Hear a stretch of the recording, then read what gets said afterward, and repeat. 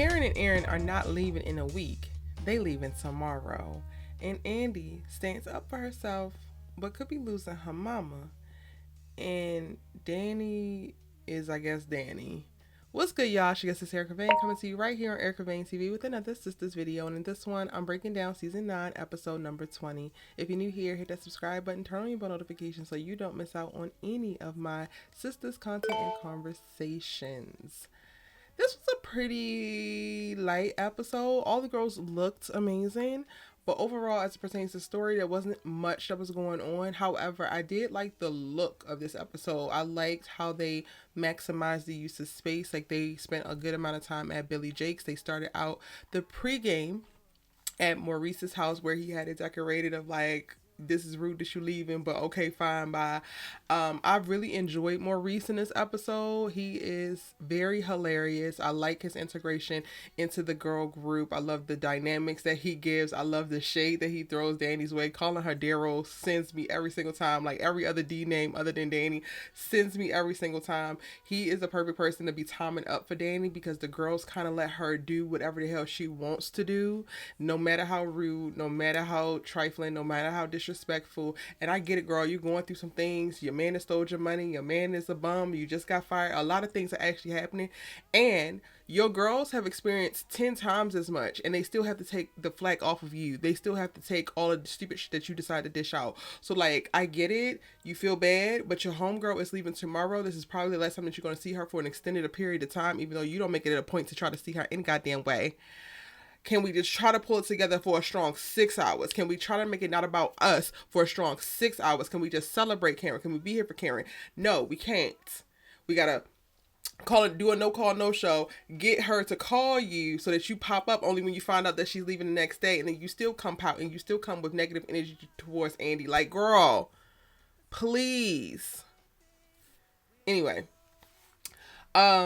Karen looked absolutely amazing. I also felt like at the very beginning of the episode, when we're seeing Karen navigate the conversation with Aaron, why was it so, like, chaotic? Like, it was almost like he was trying to hide something, or they wanted him to play it like he was hiding something, but all it was is that he booked a flight for tomorrow, and Karen, tells him, like, we're making these decisions together. You can't make the decision by yourself, and if you going, then we going, because we going to be functioning as a unit, as y'all should. But I just didn't like how, I don't know if that was part of the direction. I don't know if that's how it was on the page and Kevin was trying to do his best.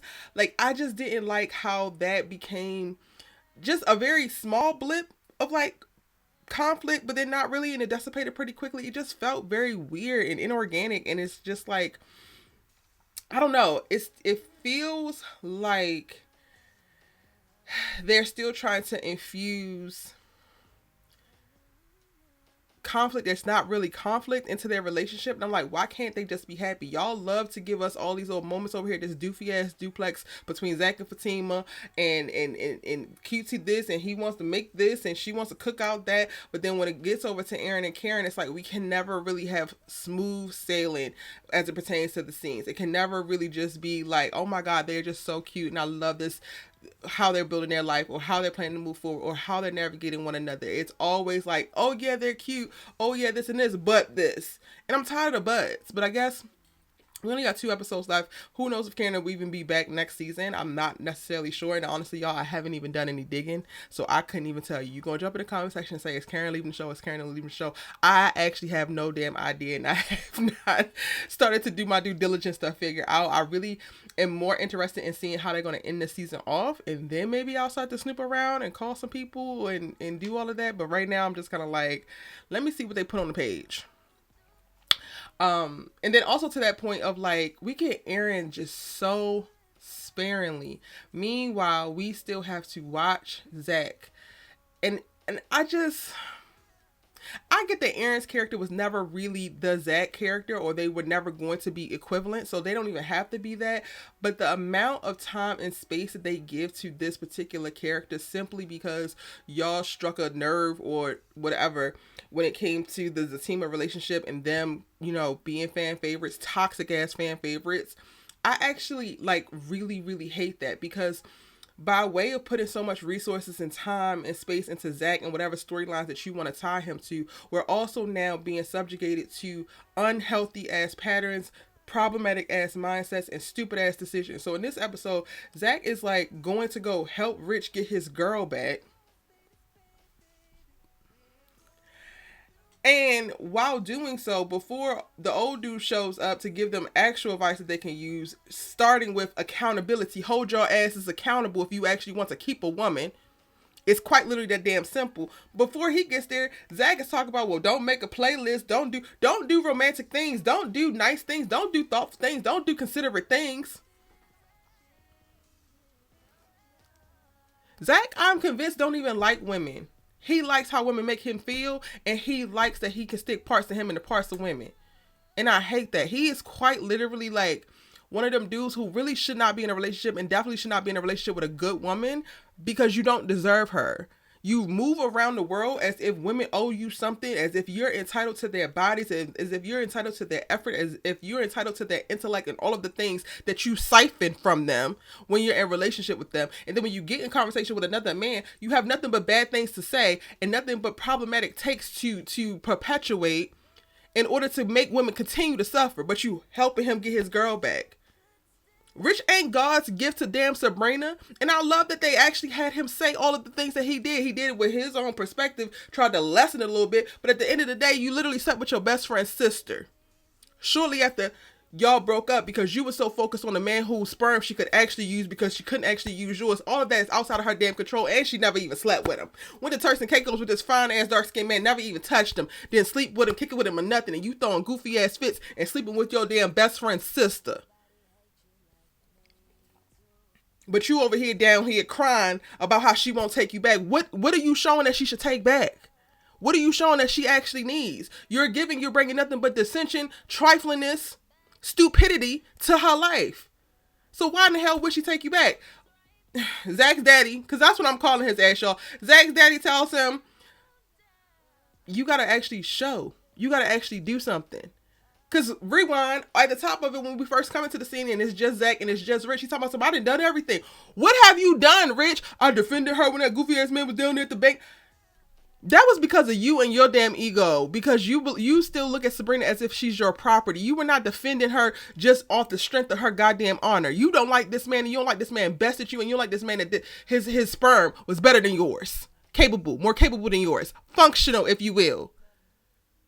I done did this, I done did that. You ain't do a damn thing. And I'm so tired. Like, across shows, y'all, this will be something that is consistent. So if y'all are watching my Beyond the Gates takes or any other shows, I will always call out a man who's claiming to be trying and ain't doing a goddamn thing. Because it's very clear that it's not something that's hard to spot. It's not something that's hard to highlight. You either is or you ain't. And Rich, you ain't been. But yet you feel entitled to this girl. You love this girl. How do you love this girl? What are the things that you're doing to show that you actually love this girl? This is what love looks like to you? Sticking parts of you and parts of some other hoe? Leading with your goofy ass ego? Not seeking the therapy that you actually need to get over the insecurities and the jealousy and all the stuff that's harbored in you? Emotionally abusing this girl? Telling her like she trying to trap you? All of that is what love looks like to you? Because if it is, you can keep it, Negro.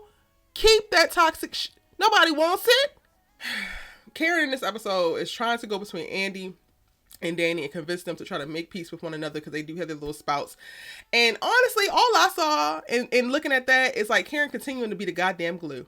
And she's giving Andi's affirmation, I'm proud of you. Give Danni an affirmation, I'm proud of you. But where the fuck are y'all's affirmations for Karen? Karen is the big bad witch. Karen is that tells you the truth. Karen is mad and Karen is jealous and Karen is all of these negative things. And yet she quite literally is the glue that keeps this goofy ass friend circle together. And I don't hear a goddamn thing around the affirmations for her, even though she's the one who's actually leaving, even though this night is supposed to be for y'all to get together to celebrate her, to celebrate y'all sisterhood and all of that. And she's the one who got to spend her last days, hours, if you will, affirming you wayward ass hoes. Because you can't even get it together and maintain y'all's friendship, move with a certain level of maturity, move with a certain level of self-awareness, move with a certain level of a goddamn accountability. Hate that for us. And what is their obsession with giving Sabrina these old ass men? I wasn't feeling old dude well before his dentures fell out into the goddamn cup. Like, but I'm not into older men, y'all. I immediately see older men and I see my uncle and I see my daddy. Why the hell would I want to hunch on that? Why? But I'm also very aware. Like I had this conversation with a homegirl one time whose father wasn't in her life, and we talked about she's very attracted to older men, and she felt like it could be tied to her not having a father figure in her life and not necessarily navigating with that space. So like when engaging with men from that particular age group or like 20 years her senior, she was perfectly fine with it. But me, I'm like, my father is very present. My Caribbean ass daddy, his expectations is presence, his domineering presence is his standard, all of that is present. Not to mention I have uncles, and if I look at a man and I see my uncle, baby, I ain't gonna be able to do nothing with you. I get that that's a thing, right? Like, so like I said, my friend loves to date older men. So I'm not even mad if that was going to be Sabrina's journey, but they seem to be pushing that on her while also not actually communicating what it would be that she's attracted to. Like Maurice calls out Father Time in this and like, oh, he's checking for you. So what? Just because a man is checking for you don't mean that you got to be checking for him. Like that's another thing that they perpetuate that I hate. It's like there's plenty of men out here. There's plenty of men who's going to be looking your way and is interested in something. But why the hell do we got to be interested in everybody that's interested in us? Clearly that's a terrible choice, and Sabrina ain't learned from it. Well, she didn't really do too much. She didn't throw herself at this man, but the way that they shaped it, I just hated it. I know that they were doing it for like comedic effect, but like his dentures falling out. Sabrina, just stick to your age group, Bookie Butt. Please. Just stick to your age group.